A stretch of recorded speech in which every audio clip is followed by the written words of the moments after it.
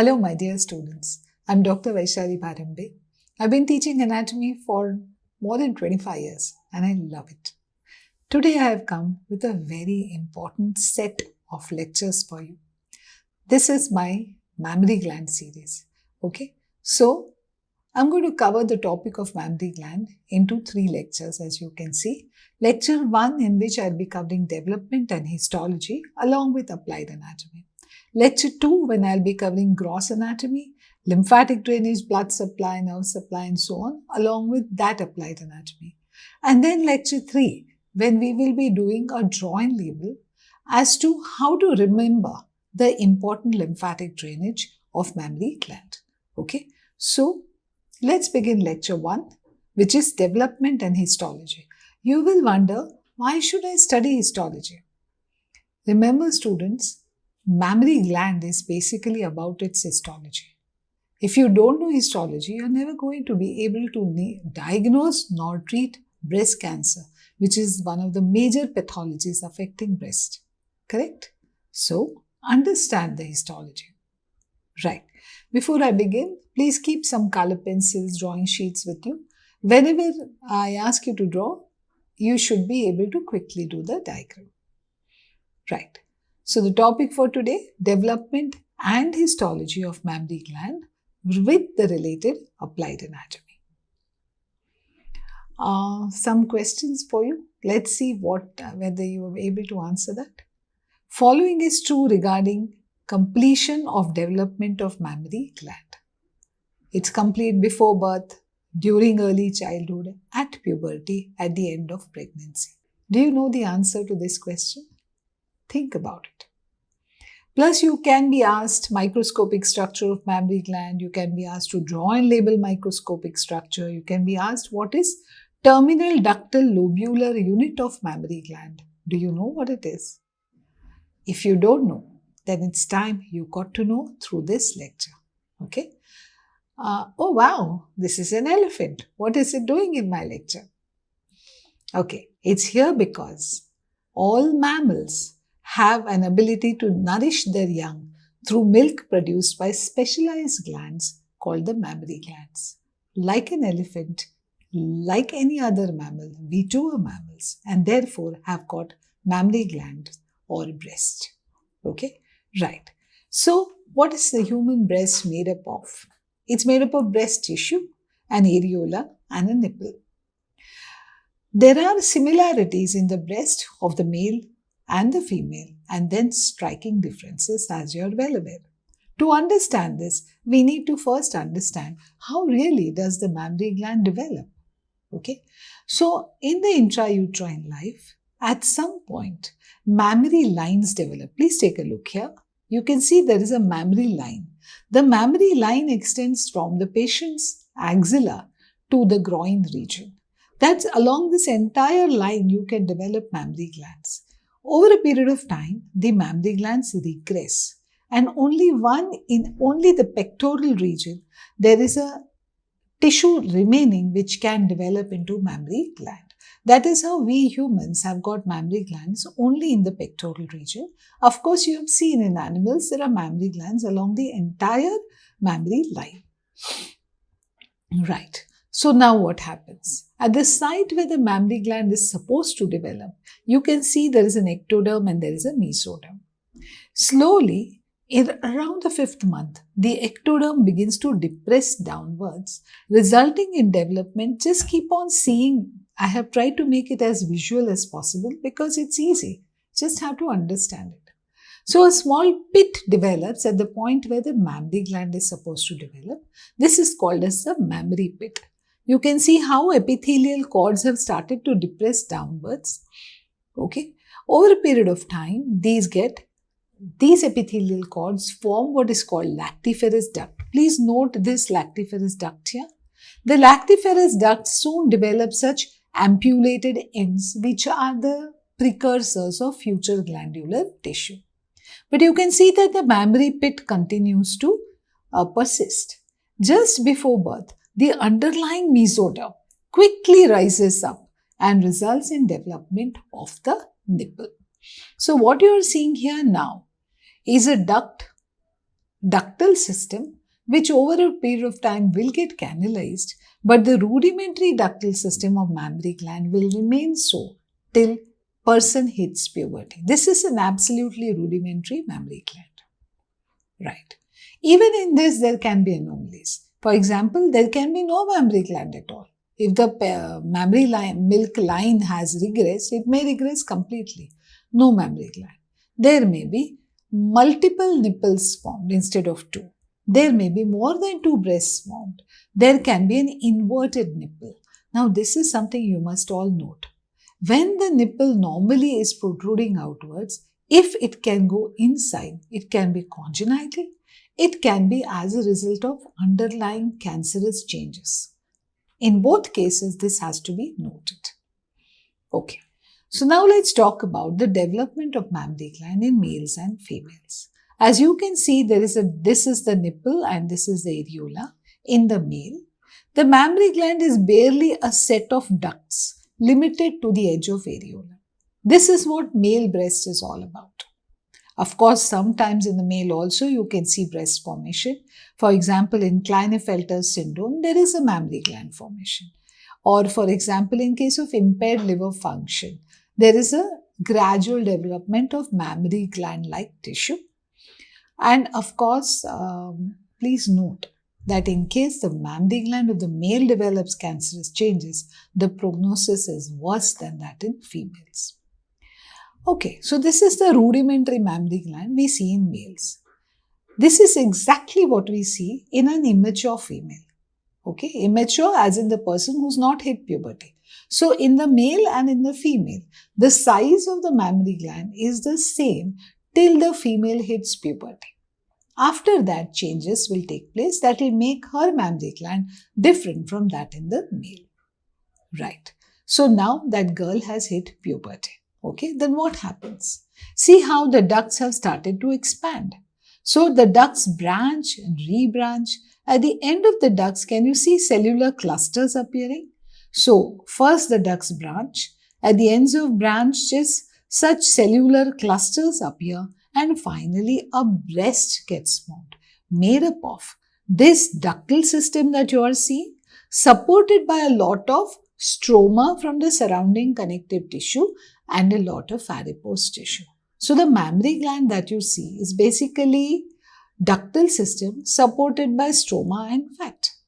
This is how during puberty, the female develops a visible mammary gland. There are steps in development. You can always read up about them. Right. So now, the gland that has developed is a compound tubuloalveolar gland made up of such lobes. Can you see there are lobes here? Each lobe is made up of tiny grape-like lobules. All the lobules drain into forming one lobe, drain into one lactiferous duct. And that lactiferous duct has a small dilatation distally. Note the dilatation here. And finally, it opens on the surface of the nipple. So we'll do this again. You will understand. Okay. So let us discuss the microscopic structure of this mammary gland. For that, I want you to come back and take a look at a schematic diagram. This is a mammary gland that has been variably dissected. First, the skin. Remove the skin. Subcutaneous tissue. Remove the subcutaneous tissue. You can see lobes arranged radially. Can you see them arranged radially? Okay. Each lobe is made up of there are many lobes, and each lobe is separated from the other by connective tissue septa. Okay. And each lobe is made up of a number of lobules, as you can see. The lobes drain into lactiferous duct. Lactiferous duct drains into the nipple. If I take a section of this gland, this is what it will look like, which is the microscopic structure, which is what we're going to study today. One more time. This is a section of the mammary gland, completely schematic. Okay. This is one lobe. So like I told you, the lobes will be arranged radially. Okay. So this is one lobe. I have further expanded the lobe and I can see how the lobe is made up of lobules.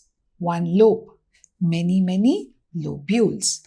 Each lobule is made up of alveoli, draining into ductules. Please look at the diagram. It's self-explanatory. Okay. Alveoli draining into ductules. Ductules draining into intralobular duct. What does that mean? Duct inside the lobule. Many intralobular ducts drain into interlobular ducts, which drain into lactiferous ducts. Each lactiferous duct shows a little dilatation just beneath the areola, which is called lactiferous sinus. And finally, this opens on the surface of the nipple. There are about 15 to 20 lobes. So, how many openings will you find on the nipple? You will find 15 to 20 openings. Okay. Now take a look at how milk will flow from the alveolus to the surface. This is how the milk will flow. Right. So, one last revision before we go into microscopic structure. Each mammary gland is made up of 15 to 20 lobes. Each lobe is made up of multiple lobules. Each lobe is drained by a lactiferous duct on the surface of the nipple. Several lobules make one lobe. 15 to 25 lobes make one mammary gland. Clear? Okay. Lobules made of alveoli drain into intralobular ducts, which drain into interlobular ducts, which drain into lactiferous duct, which drains into the nipple. This is the basic and the most important slide that you should know in your brain, concept clearing. Now let's talk about what is the histological section appearing like. Okay. So now you've got a woman who has hit puberty. She's never got pregnant. She's completed her puberty now. She's got a visible, clearly appearing mammary gland. What is the microscopic structure of this mammary gland like? Okay. Basically, I don't want you to read this. This is kept only for students who want to actually read later on. Okay. Otherwise, just this block is what you should understand. A passive mammary gland is basically made up of ducts and their branches, supported by connective tissue, stroma and adipose cells. Just a ductal system, some cells at the end of it, remember, cluster of cells, supported by connective tissue and adipose tissue. Let's take a look at a diagram. I'm confident you will be able to understand. Now, the passive mammary gland shows number of lobules. These are lobules. Each lobule shows presence of some inactive alveoli in the form of cell clusters. Okay. Do these clusters have any activity? No, they are inactive. They are just a collection of cells. It also shows presence of intralobular ducts, at the base of which you see your favorite cell, the myoepitheliocyte or myoepithelial cell. The tissue inside a lobule is loose areola. Now this is important. Why do you have loose areolar tissue? Because at some point this lobule will be packed with alveoli. Okay, so they are going to need space to expand. If you have dense tissue, they will never be able to expand. So loose areolar tissue makes sense. Okay. The tissue in between lobules, interlobular connective tissue, is dense, irregular. Okay, this is supporting. It has to be dense. See, mammary gland is a very soft tissue. You need something which is dense to be able to support it. So tissue in between lobules is dense, irregular.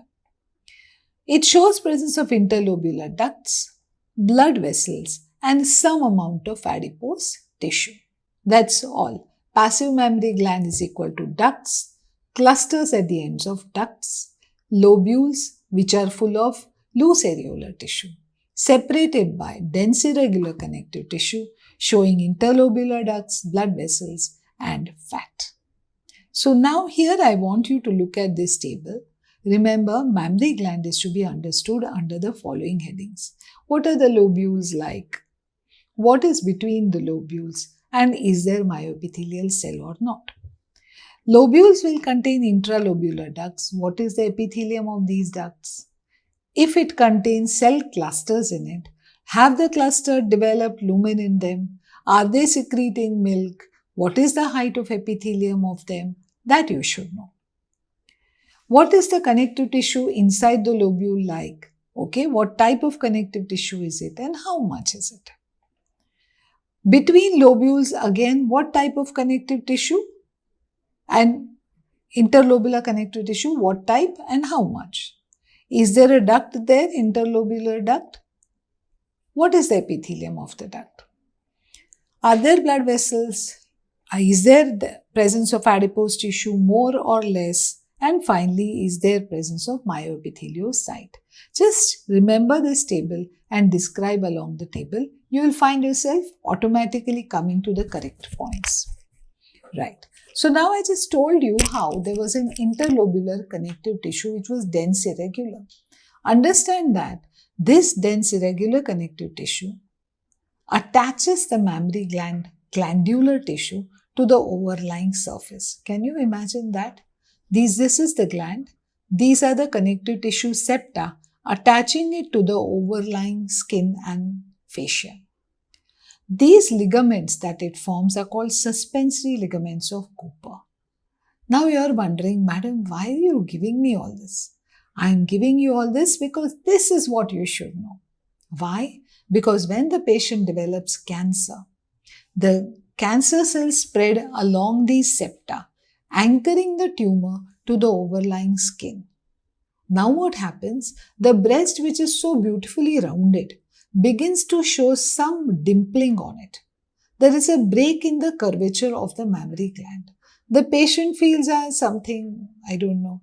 Actually, that's the very important indicator for which she should immediately visit her doctor and maybe catch the breast cancer on time. So, suspensory ligaments of Cooper are paths along which the cancer cells spread, and that is why we must know about them. Right. So students, if you are enjoying this lecture, please like and subscribe to the channel. Do share your thoughts in the comment section. It helps me to understand what you need and how further I can enhance my videos to suit your needs. Right. Let's continue. Changes in mammary gland with pregnancy. One day she is now pregnant. This woman with a mammary gland is now pregnant. What changes will take place? Basically, just remember two things. Ductal system will multiply and proper alveoli will be formed. Remember, first there were cell clusters. Now there are proper alveoli. Okay? And the ductal system has expanded. Now what happens? Take a look. This is the early mammary gland. Cell clusters and ducts have multiplied. Now what happens? Ducts undergo further branching. And the alveoli which are distal, can you see the change? The alveoli develop a lumen in them. They increase in number. Okay, they are all preparing for the major function of milk secretion.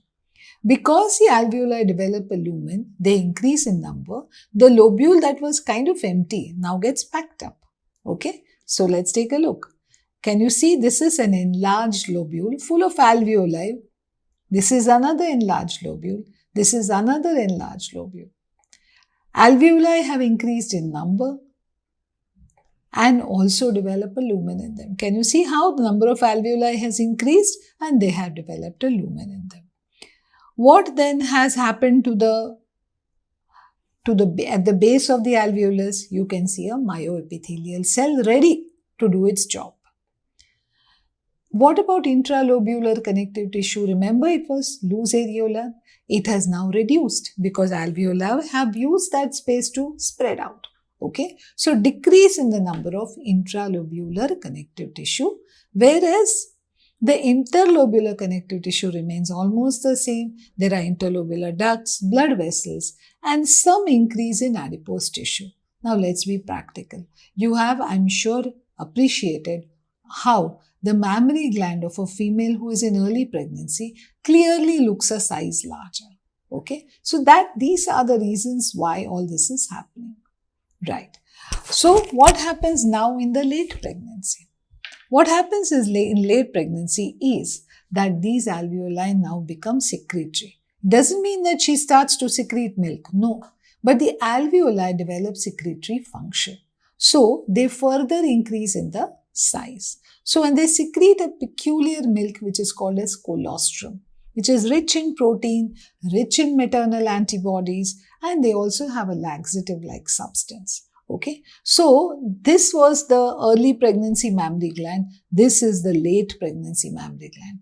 Again, I'm sure you've seen that just before delivery, the mammary glands of the female are pretty large. Okay, right. So how does this happen? How does the cell secrete milk?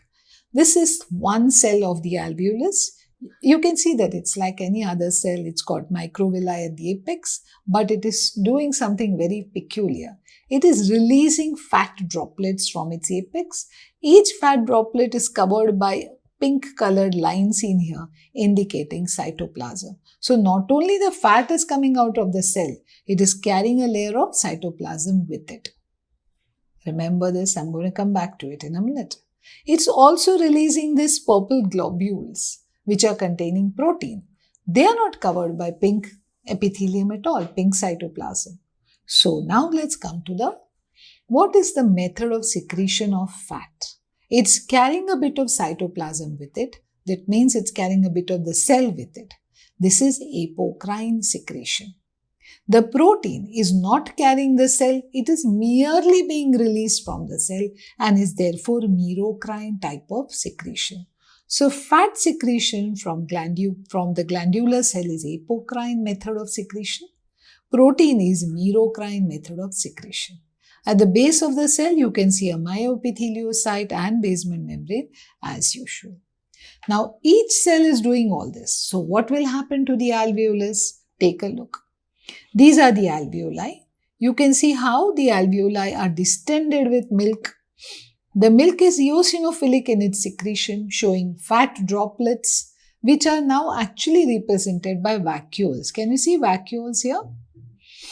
So, the fat droplets, they don't get stained. So instead of that, you can see such vacuolated gaps in the lumen. So this is what has happened to the alveoli. This will be reflected in the histological section. Before that, I want you to understand what is a myoepitheliocyte. A myoepitheliocyte is like an octopus. Okay? I've always thought of it that way. You can use any other analogy you want. But it's a cell that has gone and grasped the alveolus in this manner. Every time the myoepitheliocyte contracts, it releases the milk along the ductal system. Okay, so it helps in the milk drainage from the alveoli. That is why these myoepitheliocytes are important cells. Is this mammary gland the only cell where gland where I can find myoepithelial cells? No. They are found in many glands in the body. So my way of remembering is something, I don't know if it works for you, it works for me. I've always asked myself, if I eat mirchi, what will happen to me? Mirchi pieces, when they are eaten, what are the effects? The effect is lacrimation, tears from my eyes, salivation, saliva in my mouth, and also sweating. So 3 glands, lacrimal gland, salivary gland, sweat gland, always show presence of myoepithelial cells. So also mirchi M stands for mammary gland. Pieces P stands for prostate. So the 5 glands that show presence of myoepithelial cells are mirchi, mammary, pieces, prostate, lacrimation, salivation and sweating. These are the 5 glands you should know. Okay? Or lacrimal gland, salivary gland and sweat glands. Right. So, mammary gland during lactation, what does it look like? So, you can see the alveoli are distended with milk. The alveoli are closely packed together. There is milk content inside the lumen of each alveolus. The lobules are very well defined because they are so tightly packed with alveoli. The intralobular connective tissue is minimal. Interlobular connective tissue is also now reduced because lobules have started to encroach on it. And the adipose tissue is considerably increased. This is what a lactating mammary gland looks like. Question: what is a terminal ductal lobular unit? Now this is used very often in your senior years and that's why I'm introducing this term to you. The lobule is referred to as a TDLU, terminal ductal lobular unit. What does it consist of? In an inactive mammary gland, in an active mammary gland. In an inactive mammary gland, it's made up of clusters of cells, intralobular ducts, and intralobular stroma or connective tissue. Only the lobule, you don't go out of it, okay? Active mammary gland, it will be made up of alveoli with lumen, secreting milk and so on. Again, intralobular collecting ducts and intralobular stroma. That is TDLU, which many have started to believe is the source where cancer begins and spreads. That's why we must know this term TDLU. Right. Active mammary gland actually is active under the effect of hormones estrogen and progesterone, prolactin as well as gonadotrophins. For the entire development of mammary gland, it is progesterone and estrogen which help. Just before birth, it is the prolactin which shoots up, and it is when the baby begins to suckle, a reflex is set off from the brain which causes release of oxytocin, which results in milk let down. Okay? Right. Question, what is witch's milk? Again, you're suddenly very interested, isn't it? Yeah. Witch's milk is a kind of peculiar watery white milky material secreted from mammary glands of male and female neonates. This is because of milk production under the influence of maternal hormones that are flowing around. It will go away in a week or two. What happens after lactation? After lactation, alveoli shrink, milk gets resorbed, and the gland goes back to resting stage. What happens in menopause then? In menopause, everything just regresses. The glandular cells regress, the ductal system reduces, the connective tissue becomes a little lax, the elastic fibers get reduced, and this is what is remaining of the mammary gland. Remember, cancer is the most common malignancy seen in females, cancer breast. It's usually seen from larger ductal epithelium. The smaller ductal epithelium may lead to what is called fibroadenoma. These are both general statements. More about this will be discussed in my next lecture. So we come to the end of the first important lecture on mammary gland, which was histology and development. The next lecture will be gross anatomy, blood supply, lymphatics and so on, and their related applied. Students, it is extremely important that you attend the second lecture too, for me to have the satisfaction of having completely taught you mammary gland as a whole. So I hope you enjoyed this lecture. Please like and subscribe to the channel. It will help me to create many more such informative lectures for you. Students, I will not say I've enjoyed this class. I have enjoyed taking the class, but I have always lived this, throughout this class, I have lived with the understanding that we are looking at a very important topic, and it's my responsibility to get maximum information across to you in a way that you will understand and remember. Please take this lecture seriously. Go to lecture 2 and take that also seriously. It's a part of our clinical life. It's unfortunately a part of a lot of females' struggle in life. Okay, thank you so much. See you across the screen in some other video.